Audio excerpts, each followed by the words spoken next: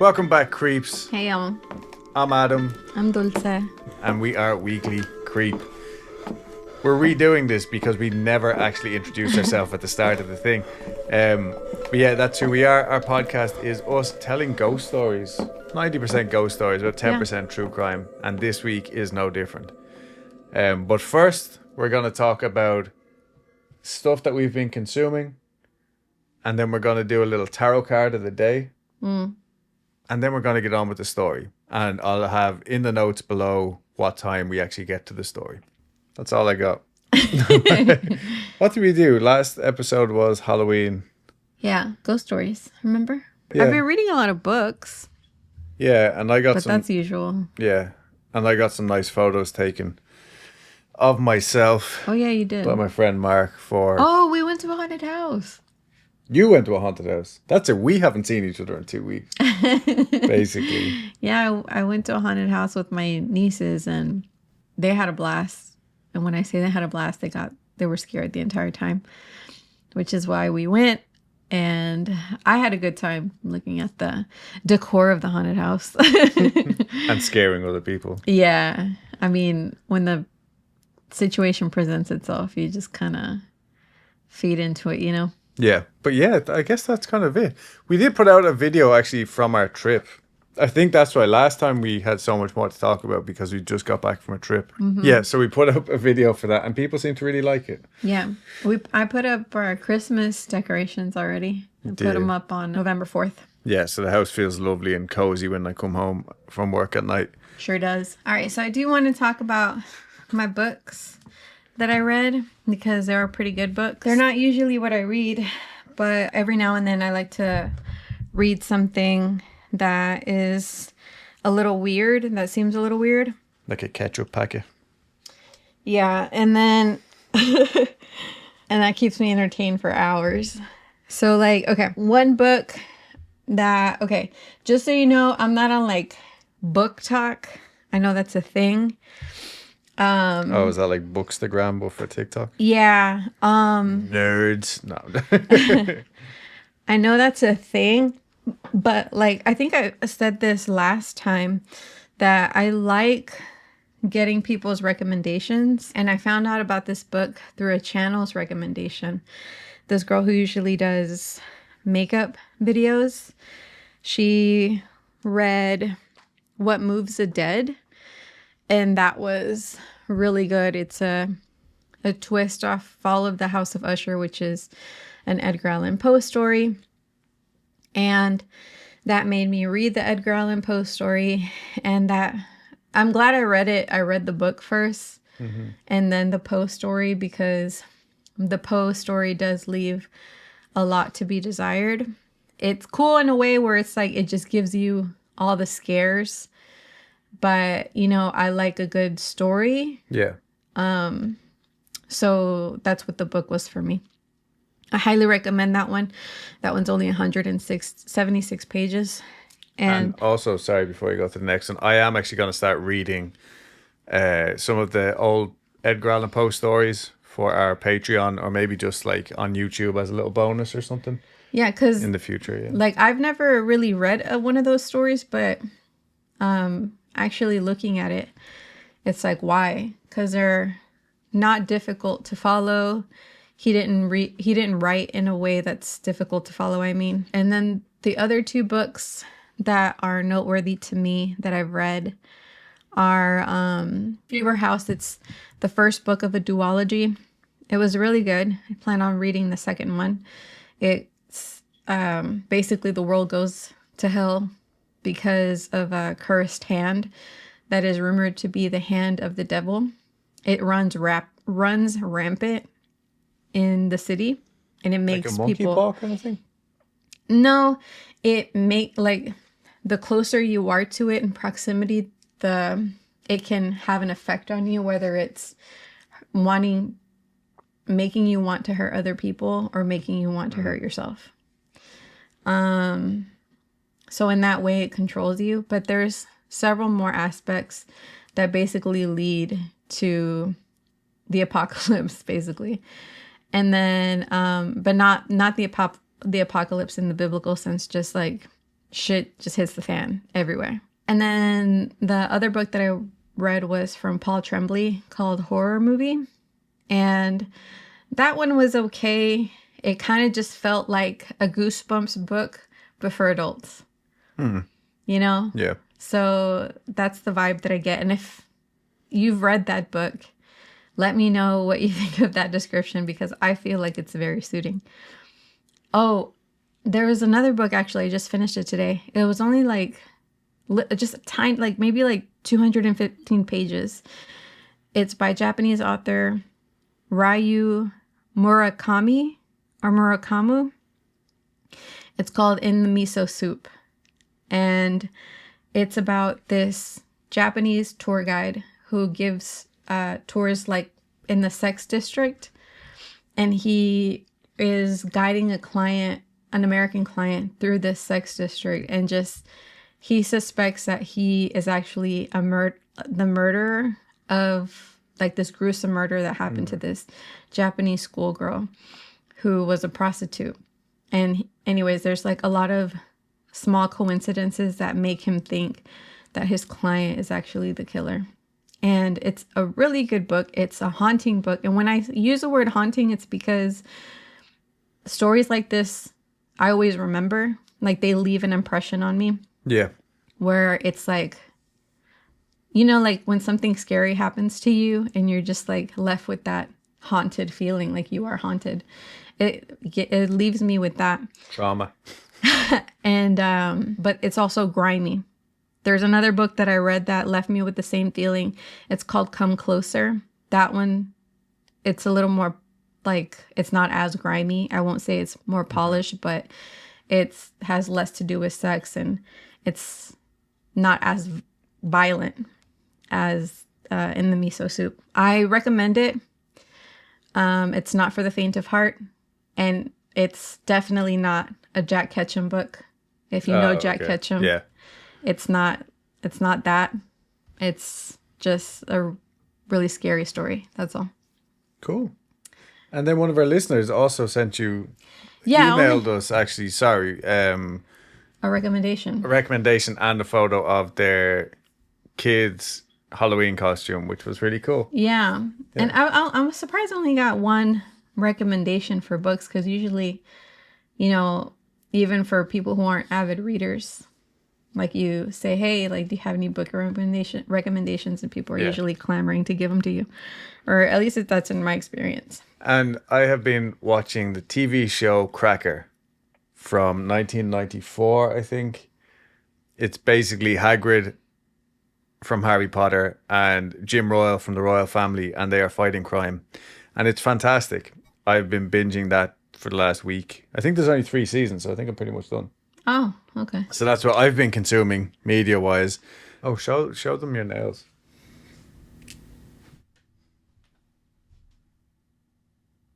Wow. Is it working? Yeah.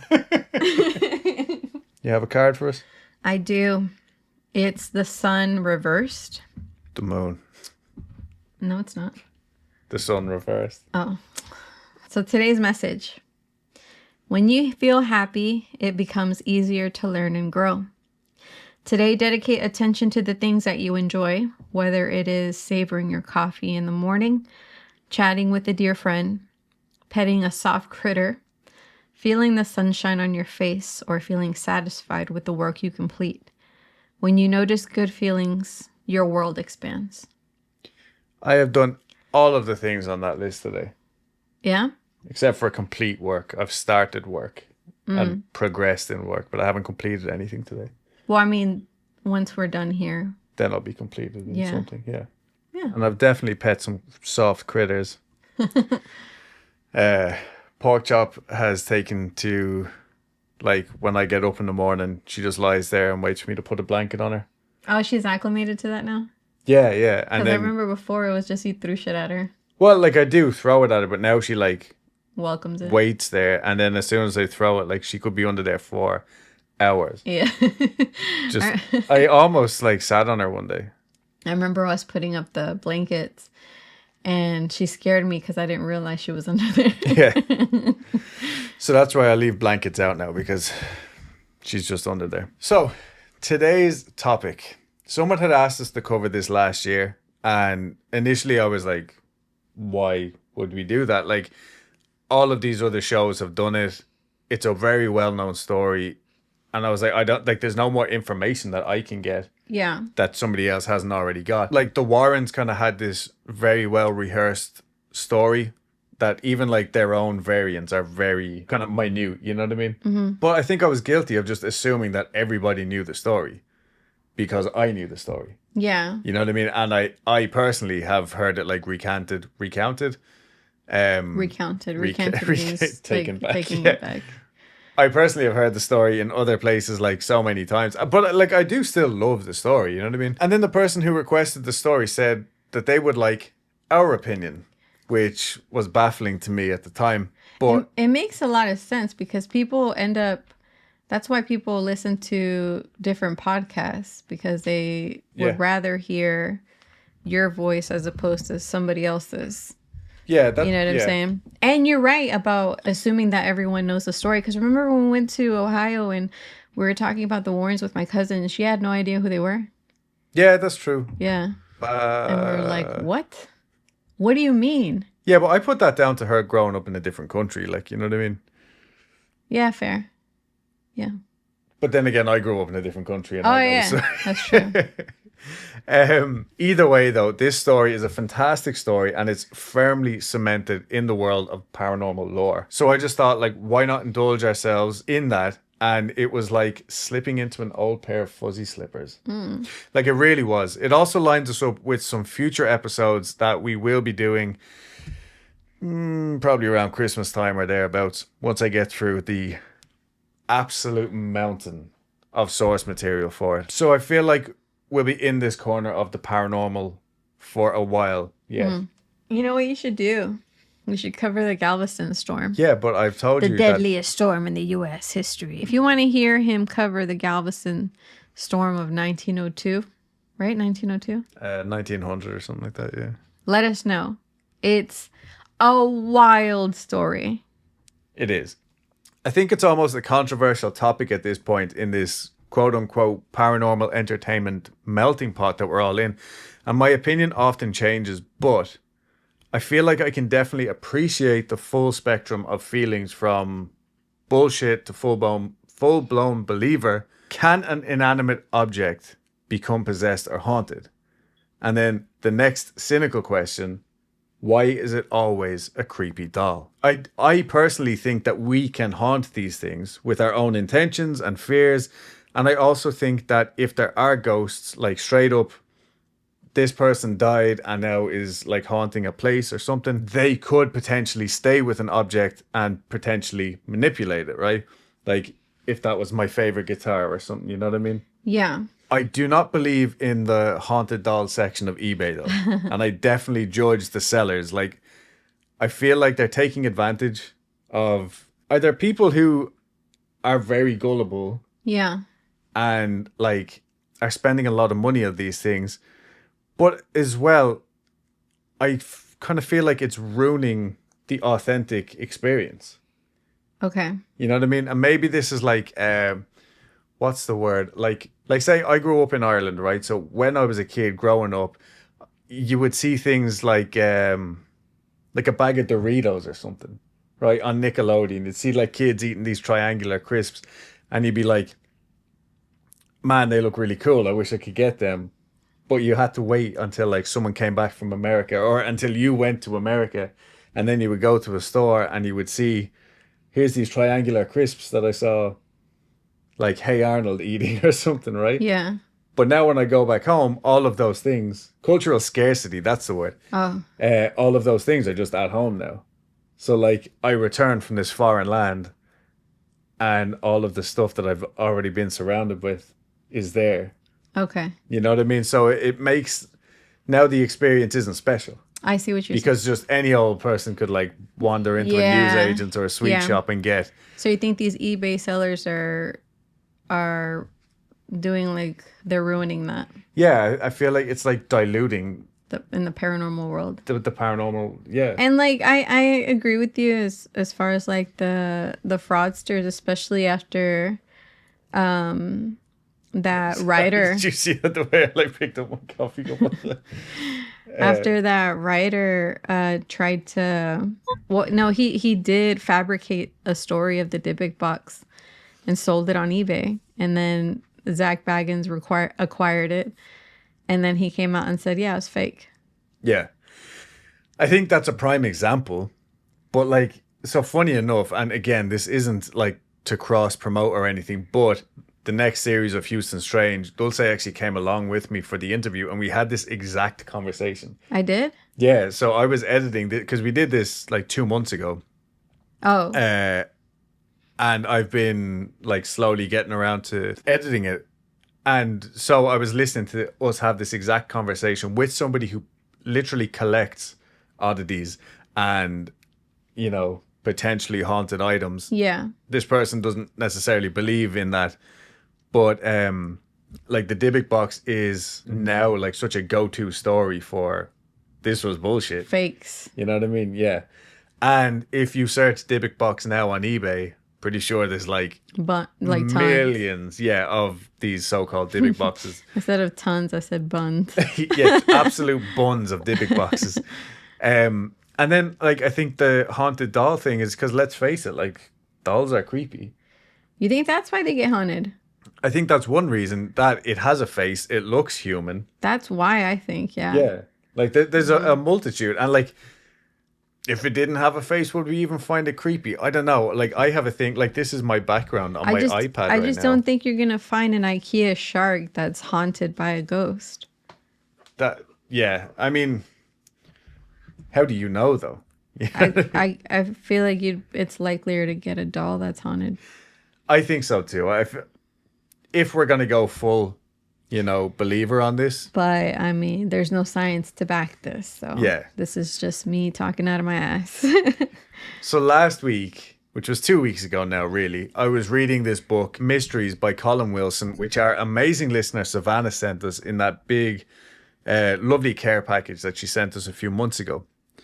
Anyway, Wilson wrote about T.C. Lethbridge, who was an English archaeologist and parapsychologist who carried out experiments with pendulums. His theory was that you could use literally anything on the end of a string to act as a pendulum, and then using the brain as a sort of antenna, you could essentially use the pendulum to detect whatever you want. Right? Okay. Now, obviously, I'm not doing this explanation justice entirely. But he started out comparing it to dowsing.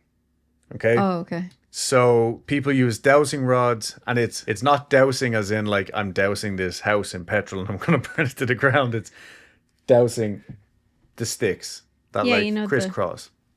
Whenever it's close to paranormal energy. Yeah, or just water. Or electromagnetic energy. Yeah.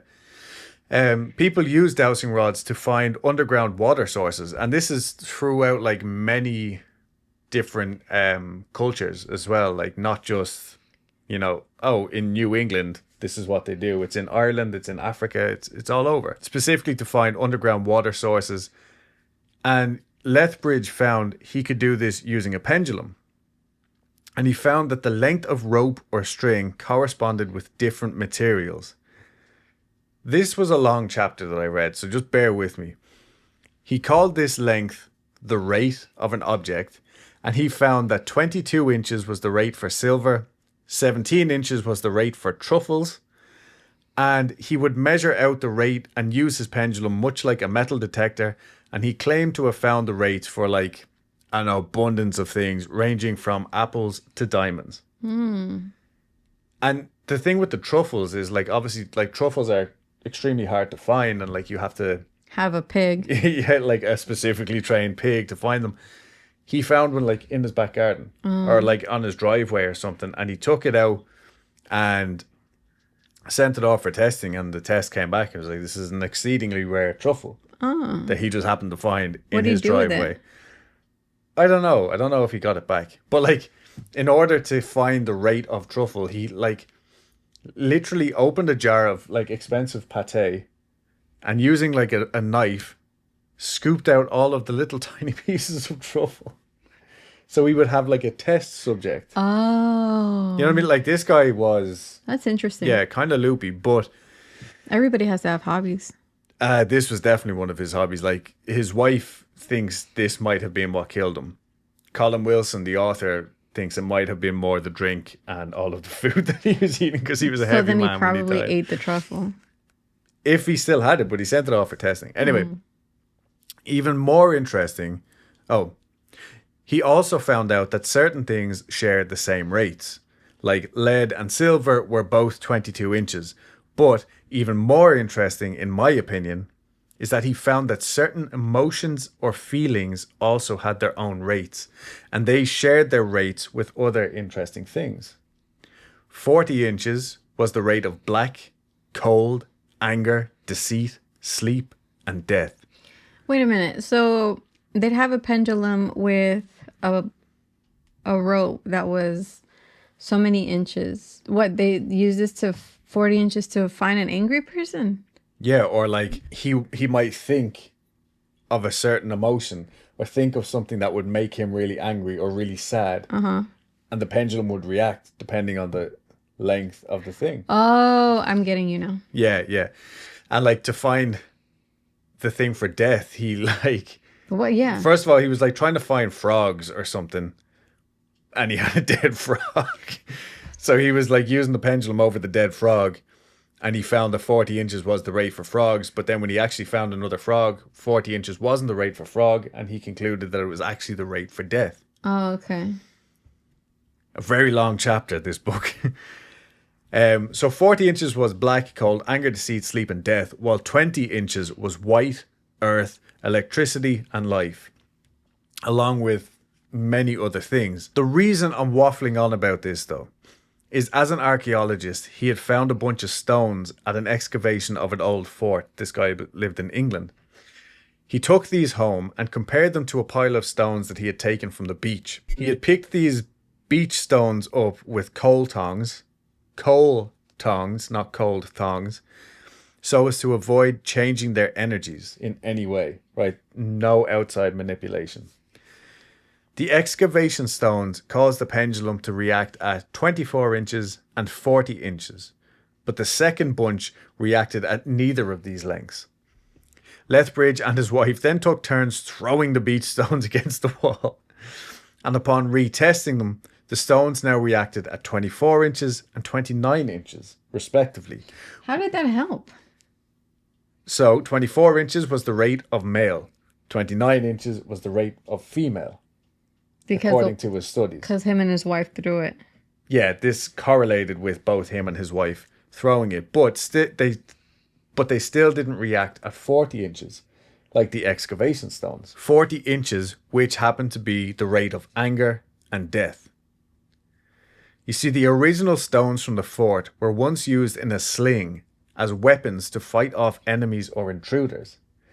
So Lethbridge continued his experiment and he re-threw his beach stones against the wall, but this time thinking of something which made him very angry. And afterwards they reacted at the rate of 40. Which is what we said in the beginning. Yeah.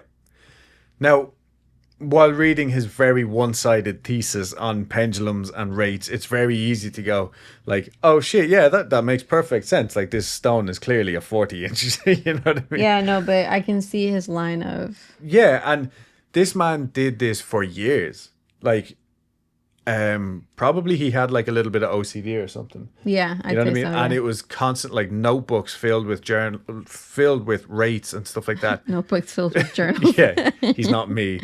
And then I think he went on to write like 13 books about the paranormal and about all of this stuff. But in his many years of experimenting, he claimed to have nailed down the exact number of rotations which signified the exact thing of a certain rate. You know, so if it was silver and it had a 22-inch rate, it would rotate 18 times. But lead would rotate 13 times, you know? So that's how he was able to find these things buried in the ground. And apparently, again, according to him, his system worked. So he was able to find, like before he excavated something, he could judge by the length and the times that it's spun what he was going to find when he Yeah. excavated. And it always worked. According to him, it That's worked at interesting. least the majority of the time. And he was able to use his own examples because his house, which was like in the countryside in England, he went out looking for silver. Like just off the top of his head, he was like, oh, let's see if this rate works. And what he uncovered was like a couple of 1,000-year-old thing of pottery, which contained lead on the side. But it was silver color, this kind of thing. Like, you know what I mean?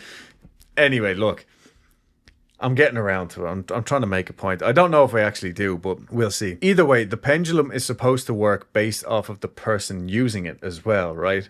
So an extension of the person's clairvoyant mind, which until the introduction of a tool to focus on, the person may not have even realized that they had. You know? Or So this could have been, so like if another person, because he's just doing this on his own, like on his, I guess you could say functioning on his wavelengths. yeah. But had this been like someone else doing this test, their rates could have been different. Their numbers of rotation of the pendulum would have been different. potentially, but I also think if he gave them a suggested rate, It would have been worked. influenced. Yeah. I see. So yeah, the person may not have realized that they have these abilities, or the whole thing is just purely brought on by human intervention, and it's just us fooling ourselves into believing in some external force, causing something to behave in a certain way based off of our own belief system. Right? Is this like micro movements of the hand? I see. And he's used it so much that he subconsciously knows how to make it spin a certain amount of times. But that wouldn't explain the length of the rope. No, but that could all be psychosomatic. You know? Now, I personally choose to believe that objects do hold energies. I have rings from both of my grandfathers. I'm wearing one here. The other one needs to go to the shop. And Dulce has her grandmother's ring too. On the most minimal level, it's just comforting to know that your loved one also wore this very material item. It was close to them, and in bringing it close to you, you are now close to them, right? That's as simple as I can explain that. But if we didn't know that they had belonged to our loved ones, they wouldn't hold any reverence. Fair. If I hand you this light, right? And say, here, hold that. You're like, yeah, cool, whatever. But if I tell you now that this light is a family heirloom and it's worth thousands of dollars and it's been passed down generations, suddenly like there's a new weight to it. Yeah. You're going to treat it in a whole lot differently, right? Yeah, fair. So for that reason, I think 99% of haunted object stories are fabricated. If the person experiences genuine paranormal activity, that's cool. I believe that. But most of the time, I do think it's the person's subconscious mind causing the activity. That being said, you all know how much we love the Newkirks. We can't reference haunted objects without talking about them. I am a firm believer in the 1% of genuinely haunted objects. I just don't think they necessarily need to look like creepy ass one-eyed dolls. Anyway, it was 1970. No, but that was like Nice segue, Adam. T.C. Lethbridge's work with the pendulum. I do think his pendulum is a haunted object. Ah. You know what I mean? Yeah. That's the point I was trying to make. It was like, this is a thing. We don't know whether it's actually influenced by some grand external force, electromagnetism, just a paranormal, whatever. Or if it's just T.C. Lethbridge has convinced himself and other people who have worked with him on his experiment. Because he was a well-educated man and like did do some great work in the archaeological world until he kind of got discredited for finding a giant. But that pendulum, though, held great weight. Okay. Mentally, paranormally, physically, you know? And I think basically a haunted doll could do the same thing if it has enough belief behind it. Does that make sense? Yeah. A very long-winded way of getting into it. Anyway, it was 1970 and two young nurses were in a spot of bother. Deirdre Bernard had received this lovely 36-inch Raggedy Ann doll from her mother. Sorry, that wasn't even in my notes. You child. I am. Deirdre Bernard had received this lovely 36-inch double-ended Raggedy Ann doll from her mother for her birthday the previous year. Oh my God. I'm sorry. She received this 36-inch Raggedy Ann doll from her mother for her birthday the previous year. She used it like an extra pillow, I guess, because she slept with it. And like, no, that wasn't. No, I know, but she just like slept with the doll. Yeah, like a teddy bear. Like basically, she used it like a teddy bear. And every morning when she made her bed, she would lay the doll on top. Lovely. Deirdre lived with fellow nurse Lara Clifton. And I think they might have worked the same shifts a lot of the time because from the sounds of things, they would usually leave the apartment at the same time and return together most evenings. For argument's sake, I will be using the names given in Ed and Lorraine Warren's book, The Demonologist. If you haven't guessed yet, we're talking about Annabelle today. 40 minutes.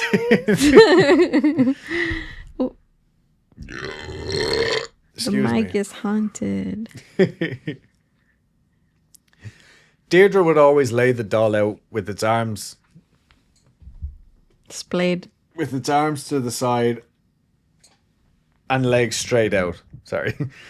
But upon returning to the apartment, they would find it with its legs crossed or its arms in its lap. Once they started to notice this, they began to test it and take note of its position, and they found pretty quickly it was definitely moving. Not long after this, upon returning to the apartment one evening, the pair opened the front door to find the doll kneeling in a chair, as if to greet them. This doll was not capable of supporting itself. Yeah, it's fucking kneeling. Yeah, kneeling up, like in the chair. Like it's praying. Like it's on a pew. One of those things in church. Deirdre and Laura tried to like recreate this position, and the doll would just fall every time. Mm. But they were trying to be logical, I guess, like anyone, like, you know what I mean? They were debunking already. Yeah. They would close the doors in their apartment before they left, and somehow this doll would end up in the living room by the time they came back. Mm. Soon they began to find little notes in what appeared to be children's handwriting saying things like, "Help us," or "Help Cal." Cal was Laura's fiance, who absolutely fucking hated this whole situation. Like, from the start. He did, at that stage, he did not need help. But the most bizarre thing about these notes was, firstly, they were written in pencil, but when the girls searched the apartment, they could not find any pencils. And secondly, they appeared to be written on parchment. Now, I got a little bit hung up on this, but I'm assuming that they just meant very old paper, right? Because actual parchment is made from animal skin. Oh, like dried out animal skin. Yeah, almost like a drum skin, like what would be covering like old drums. Drums, yeah. Yeah. And parchment paper is what Americans call baking paper. Yes. So regardless, once again though, the girls searched the apartment to see if they could have, if they had any of this stuff. Baking paper, animal skin, whatever. And of course the search was fruitless. On another occasion, they came home to find the doll had what appeared to be blood on the back of its hand and 3 defined drops on its chest. That might have just been like a little Warren supplement there, the 3 dots, you know what I mean? Within about 6 weeks of Deirdre receiving the doll from her mom and this activity beginning, Laura and her decided to reach out to a medium to see if they could get some answers. They couldn't find a large? I'm done. Fuck's sake. How many times have we made that joke? Like?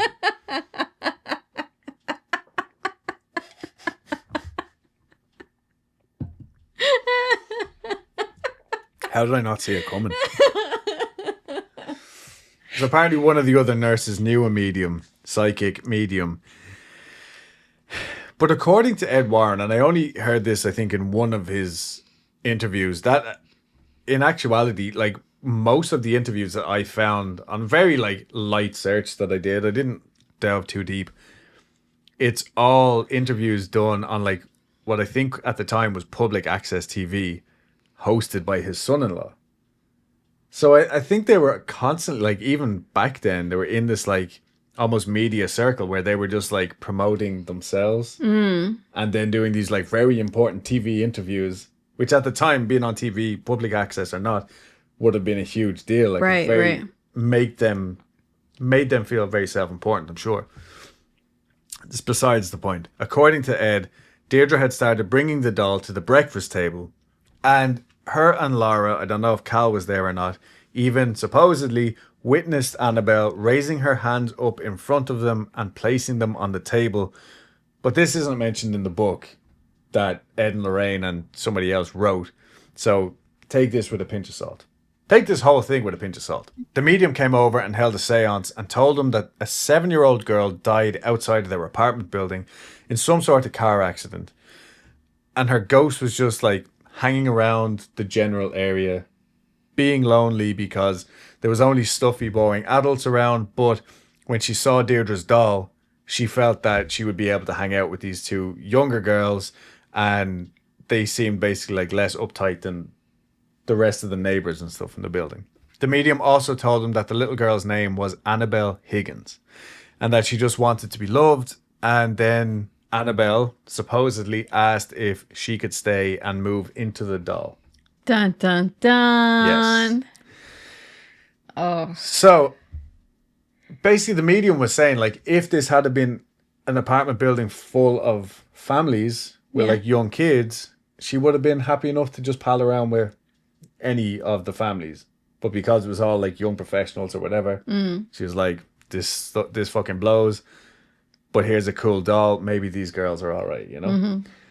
And then the two girls, being compassionate nurses, it seemed like a no-brainer to let this little girl, you know, just come in and chill. And so they said yes, of course. And from that day on, the doll became Annabelle. Or, if we are to believe the story, Annabelle became the doll. So, I'm using the term seance very loosely, right? Because I feel like anybody can define seance whatever way they want, right? Yeah. But in my head, a seance is a bunch of people gathered around the table, either doing a Ouija board or holding hands, trying to communicate, that kind of thing.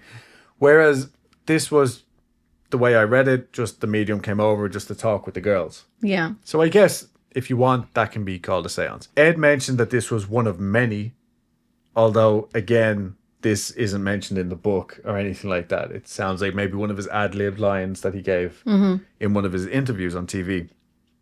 So I don't think that there was like weekly meetings or anything like that. Ed also said that Deirdre and Laura began to treat the doll a little more like an actual little girl, which, I mean, I guess makes sense, right? Because now they're looking at this thing which is she was not given necessarily a backstory. thing. Yeah, exactly. Yeah. Like, this thing is now a vessel, let's say. But apparently, like, they started buying her like little gifts, little bracelets. I think they could get like different sets of clothes for Raggedy Ann dolls. Yeah. Interestingly enough, the only other activity that they mentioned happening, in the book at least, was a little chocolate boot showing up around Christmas time that neither of the girls had bought, and none of their parents, the boyfriends, nobody claimed this little chocolate boot. So what a weird thing to make in a chocolate. Yeah, I know. So I guess it was like a little Christmas decoration that you would hang on the tree and then eat on Christmas Day. But the girls just concluded that this was a little gift from Annabelle to them. And then once they said they saw a statue lift up into the air before crossing the room and finally falling to the floor. That time they admitted to be like genuinely scared. I think they might have left after that, just for the day, and then come back. Again, though, separate to the book, Ed said that they had been experiencing knocking noises throughout the apartment. Knockings, bangings, and even voices whispering. That they were like audibly hearing with their own ears, not like... how else would they hear the whispering? Because in a lot of these cases, auditory hallucinations or Like they clairaudience. both hear, like, as opposed to just one person hearing it? Yeah, like this was like a group them both experience. hearing, reacting at the same time to this thing. Oh, okay. Not like what some would suggest would be like a psychic impression. Okay. Which can often happen in these situations. Got it. Supposedly. Now, I do think it's easier to brush these kinds of things off when you live in an apartment. Like, oh, yeah, fair. You know, because you're constantly in a state of, well, there's people all around me. Yeah. just living their lives. Whereas when you're in a house, you're a lot more aware, a lot more alert if you hear a strange noise. You know what I mean? That's true. That's true. Unless you're me and you think that your bathtub is haunted because your cat's doing like laps of your bath. Shout out pork chop. Yeah, shout out pork chop. So ultimately, Annabelle was fairly tame up until now, in my opinion. Like if I had that activity happening, I'd be like, whoa, Yeah. that's creepy, but like, you know, whatever. Right. Like, cool. I gotta go to work. See you later. Yeah, you know what I mean? Yeah. I'm sure there'd be like a few sleepless nights. Like definitely terrifying, but seemingly harmless, except for maybe the random blood that she appeared with that one night. Laura's fiance? Laura's fiance, Cal, however, did not think it was a cute little adopted spirit girl. He was very open about them getting rid of it, burning it, doing whatever they had to do, but he believed that this thing was trying to take advantage of the girl's good nature. Cal even claimed to be having recurring dreams that he felt Annabelle was responsible for. He didn't live with the girls because I don't think that was proper at the time, but he told Ed and Lorraine about the most recent dream episode before this meeting with them, right? This meeting was literally just Ed, Lorraine, the two girls, and Cal in the kitchen of their apartment. He said, quote, "I fell asleep at home, a really deep sleep. While I was lying there, I saw myself wake up. Something seemed wrong with me. I looked around the room, but nothing was out of place. But then, when I looked down toward my feet, I saw the ragdoll, Annabelle. It was slowly gliding up my body. It moved over my chest and stopped. Then it put its two arms out. One arm touched one side of my neck, the other touched the other side, like it was making an electrical connection. Then I saw myself being strangled. I was writhing and trying to push the doll off my chest, but I might as well have been pushing on a wall, because it wouldn't move. I was literally strangling to death, but I couldn't help myself, no matter how hard I tried. Then came the straw that killed the horse." What? Laura and Cal Is that a saying? No. Oh. It is now, baby. That's jazz, baby. That's jazz.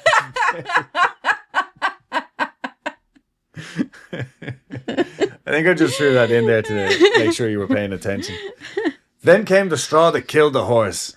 Lara and Cal had the apartment to themselves one night and were doing just what any young, soon-to-be married couple would do with the exquisite privacy of an otherwise empty apartment. They were necking.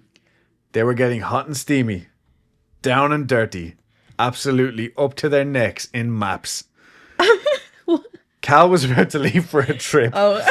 And so they were going over the maps to figure out the best route to take. Of course. It sounds like the most boring thing I can... Anyway, suddenly, over the map crinkling silence, it sounded like someone had broken into Deirdre's room.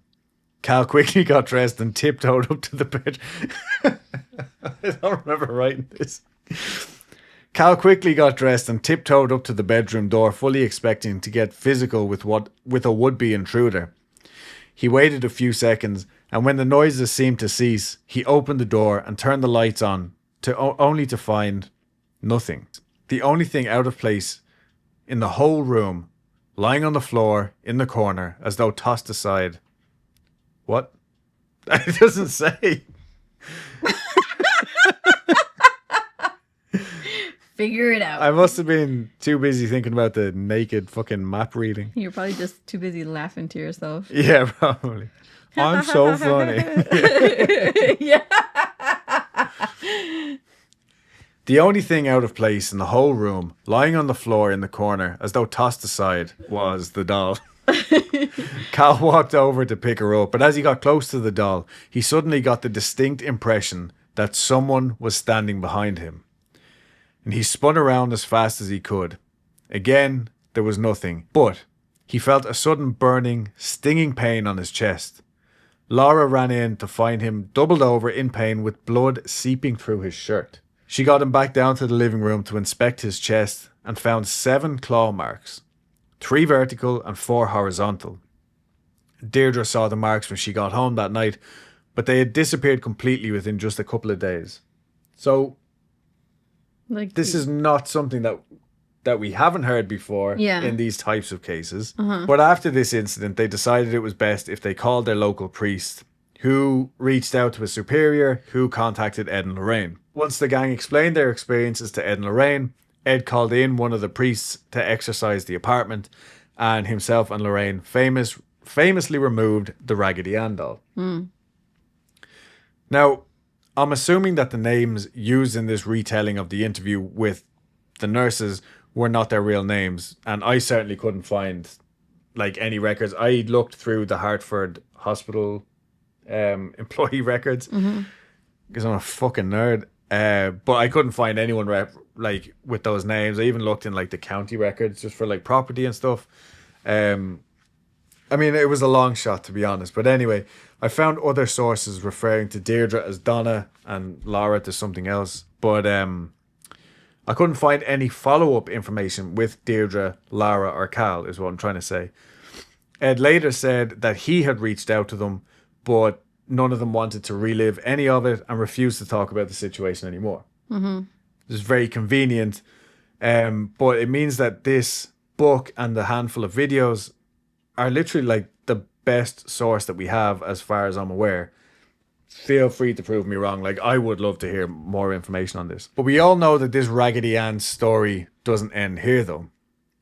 Upon removing the doll from the apartment to bring it to the safety of the Warren Museum, they decided preemptively not to take major roads. Maybe this was some gut feeling or premonition, but with Annabelle's raggedy ass in the back seat, the car seemed filled with a dark sense, which they described as a vicious hatred. Her raggedy ass.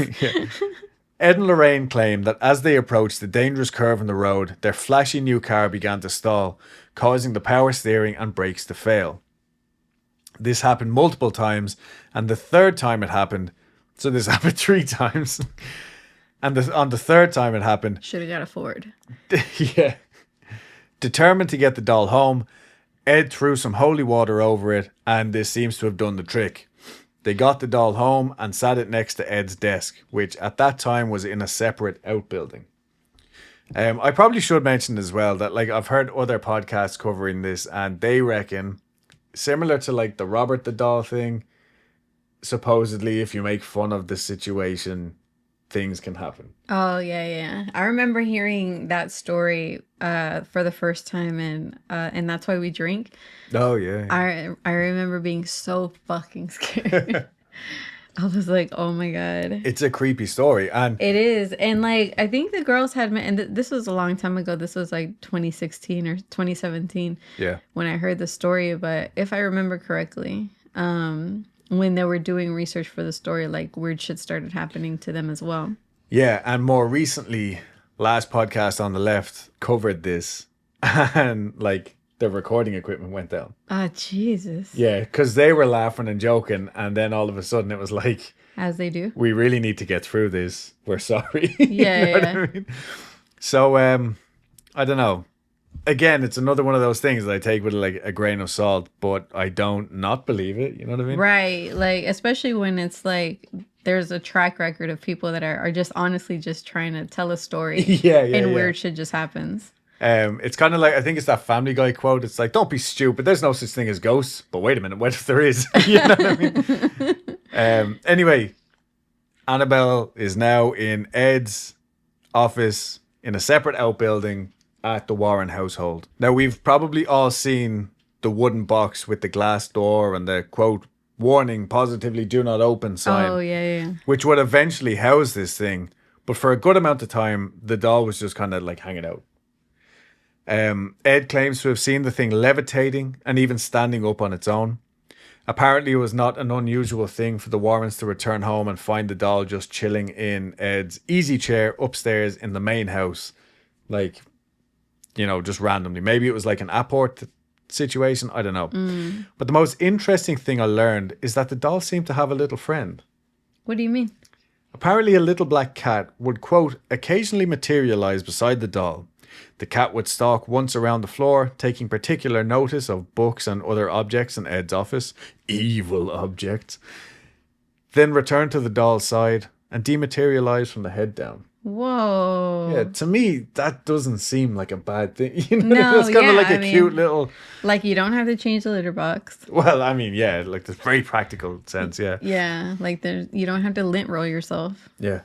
Just and again, I think I've seen Hypoallergenic. Hypoallergenic, and I personally think I have seen Black cat. a black cat Yeah. ghost or uncut sheed, which is the Irish And the thing. Hellfire Club. Yeah, up at the Hellfire Club, yeah.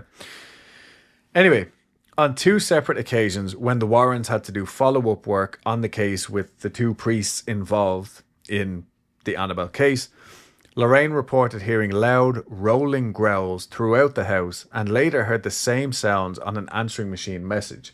So this priest had called, left a message, and then called back again later because he's persistent, I guess.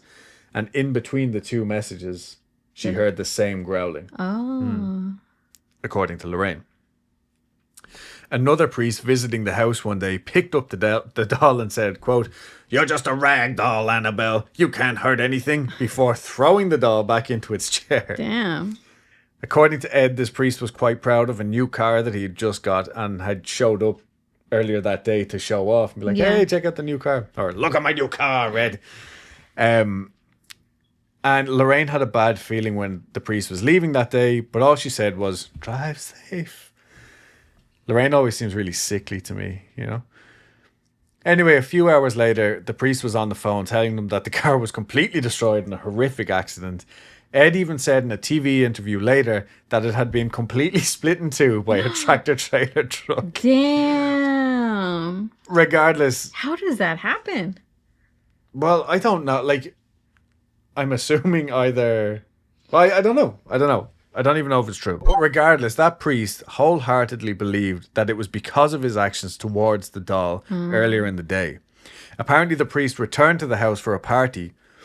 Apparently, when the priest returned to the house for a party, the doll preemptively moved itself to a room where he and Lorraine, the priest and Lorraine, would have a conversation later on during the party. This was confusing, right? So they were having the party, and it's like, oh, look, Annabelle moved to a different room. And then later on, Lorraine's like, "Hey, Father, come in here and we'll have a private conversation. Oh, look, this just happens to be the room where Annabelle is." What a coincidence. But while they were in there having their little chat, a 24-inch boar's tooth necklace hanging on the wall exploded. And everybody came running in and be like, "Oh my God, what happened?" They're like, "Oh, this 24-inch boar's tooth necklace that was hanging on the wall exploded." That 24-inch boar's whatever. My next note is a big, huge cop got scared. A group of college kids came to the house one day to tour the museum. Presumably they had been to one of the Warrens' lectures, if their lectures even exist. So before the doll, they already had the museum? Yeah, apparently. Oh, okay. And it was like chock full of the most evil, horrific things and like satanic stuff. But it was like, I don't know, like a thing of tarot cards and like anything that anyone had ever brought home from like Africa. You know what I mean? And they were like, "This is the devil." I see. Okay. Yeah. But so these kids had presumably been to one of the Warrens' lectures and then gone to the house for a little tour of the museum. But one of the kids thought it was nothing but a big bag of phony bologna sandwiches and was supposedly antagonizing the doll even after leaving. And within 3 hours, he was riding his motorbike and was in a horrific accident that killed him. Jeez. Yeah, and I can only imagine that he was flying down the road with no helmet on going, "That Annabelle's full of shit." And that was the end of him, you know. That was it. Now, I have... Comment down below. Do you eat bologna sandwiches? Phony bologna sandwiches. I have no proof of these claims, but I do believe that there is some truth to this story somewhere. Not to go on about the Newkirks too much, but what if something really was attached to this doll and it's just misunderstood? And the aggression from Cal was what turned it dark. You know what I mean? Because Cal was the only one who was like, "You got to get fucking rid of this thing." And he was also the only one that had any negative side effects. Or was it caused by Deirdre and Cal's opposing subconscious beliefs? Right? They were having this argument because she was so adamant, no, it's just a cute little girl that's stuck in a doll. And he was like, "It's evil, blah, blah, blah." and all of this tension was bubbling up the whole I time, see. and Okay. that's what caused it. You know what I mean? Like their arguments. Their arguments, Yeah. bringing that tension to the household. Was it just a haunted apartment and this inanimate object got the blame? Or was it just someone sneaking into the apartment when the girls were out working at the hospital? What year was this? 1970. And let's face it, like, a lot of weird shit was happening during that time. Like, wasn't there like a rise with like murders and stuff, and like people breaking in and exactly, like the 70s was the era of the serial killer. I know, like, we're not out of that now, but like that was like the glory years of, like, you know, the big ones, like Kemper, Son of Sam, like Ted Bundy, no? Ted Bundy, yeah. And like Ted Bundy is a prime example. He literally broke into women's apartments, sorority girls' apartments. Richard Ramirez, all of these people. And like, let's face it, maybe it wasn't a killer. Maybe it was just some dirty pervert who was going in and like rolling around in their underwear. Yeah. You know what I mean? Or people are fucking weird, yeah. People are fucking weird. Or maybe it was just somebody trying to spook them. Like maybe it was almost innocent. You know what I mean? Like, I'm going to get a rise out of these two nurses and they're going to be shitting themselves, and I'm going to be sitting in my apartment listening to them going, oh my God, the doll moved again. You know what I mean? Yeah. Because I mean, like, it kind of reminds me of like what is it? Jack Nicholson, when what he wrote on his typewriter in The Shining, because they were in a building full of business professionals. So maybe this was just some like weird little hobby that this professional had, because he was just trying to blow off some steam or try to find recreation. Exactly. Because all he was doing was working. Right. All work and no play makes Jack a dull boy. There it is. Yeah. That's it right there. I was trying to wonder, I was like, why? That was that. But yeah, like that is kind of one of my fucking theories. But as per usual, I wrap up another episode of Weekly Creep with the statement, I don't fucking know, you guys. But I would love to hear all of your opinions, like, on every aspect of this. Like, I do think the Warrens were genuine at one point in time.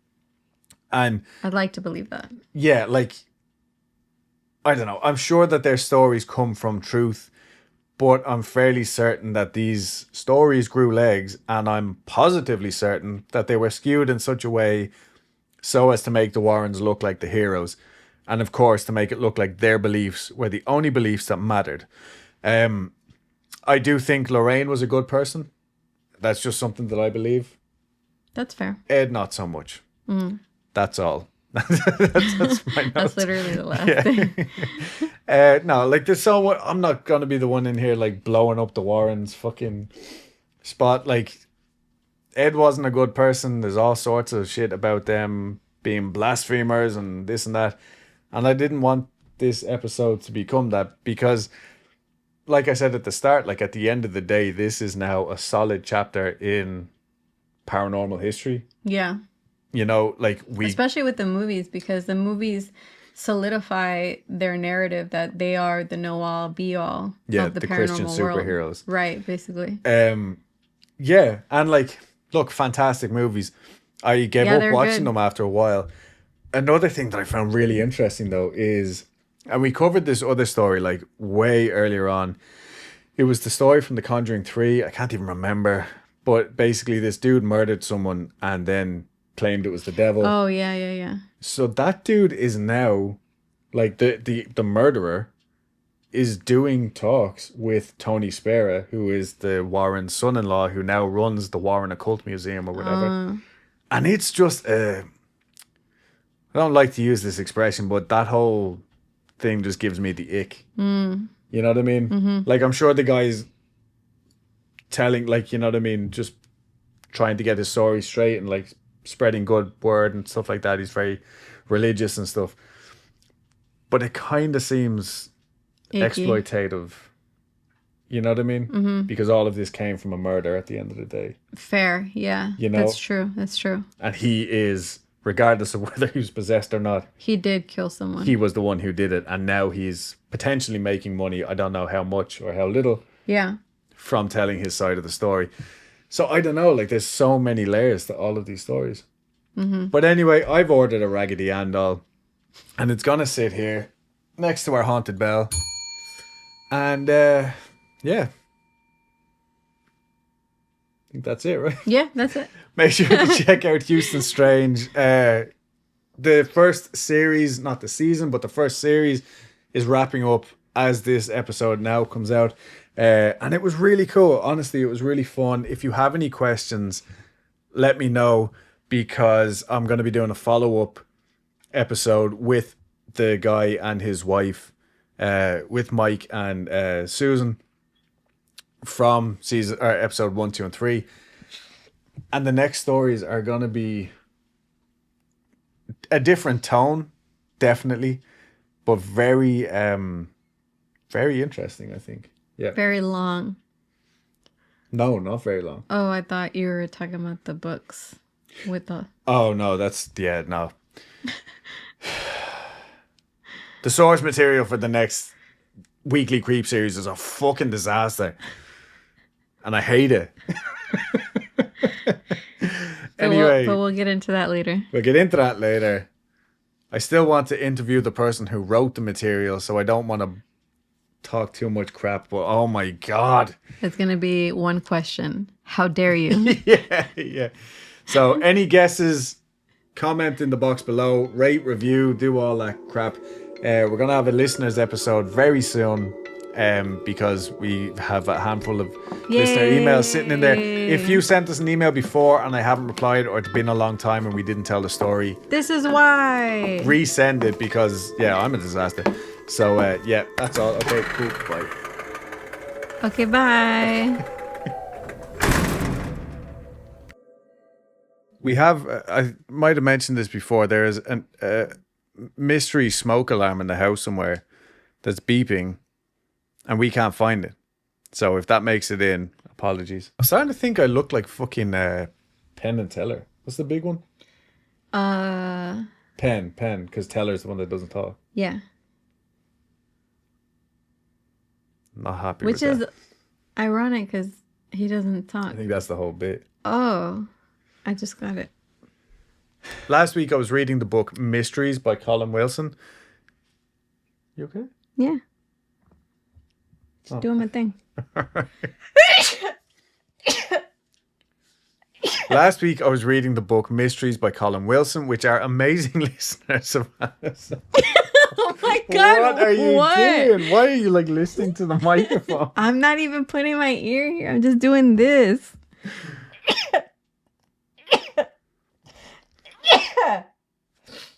Bless you. Thank you.